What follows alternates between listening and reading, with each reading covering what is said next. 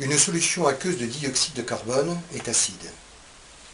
La mise en évidence du dioxyde de carbone dissous se fait par le bleu de bromothymol. L'eau du robinet est neutre ou légèrement basique et colore le bleu de bromothymol en vert ou en bleu. Dans la mise en évidence de la loi de Henry, un bécher contenant de l'eau du robinet teintée par du bleu de bromothymol est placé dans l'enceinte à réaction étanche. Celle-ci est reliée à une cartouche de dioxyde de carbone sous pression placée dans un régulateur. On isole l'enceinte du milieu extérieur où on la relie à un manomètre, ce qui n'est pas une obligation dans cette expérience.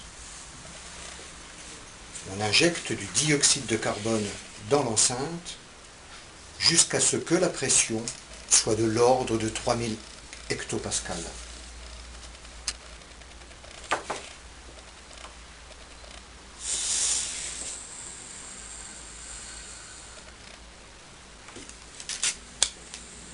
On attend.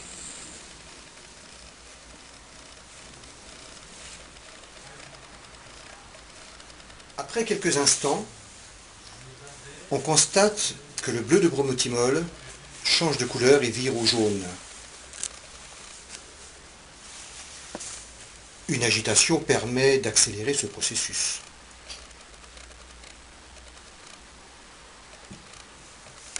La coloration jaune du bleu de bromothymol traduit le fait que le dioxyde de carbone s'est dissous dans l'eau. On rétablit la pression atmosphérique.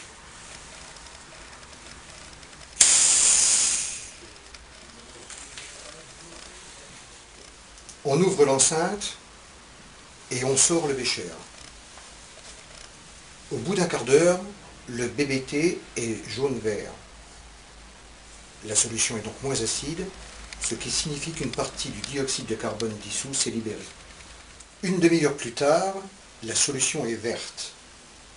On peut conclure que les échanges gazeux entre le gaz dissous et le gaz ambiant ne sont pas instantanés. On recommence l'expérience en ouvrant une vanne afin de maintenir dans l'enceinte une pression égale à la pression atmosphérique. On injecte le dioxyde de carbone.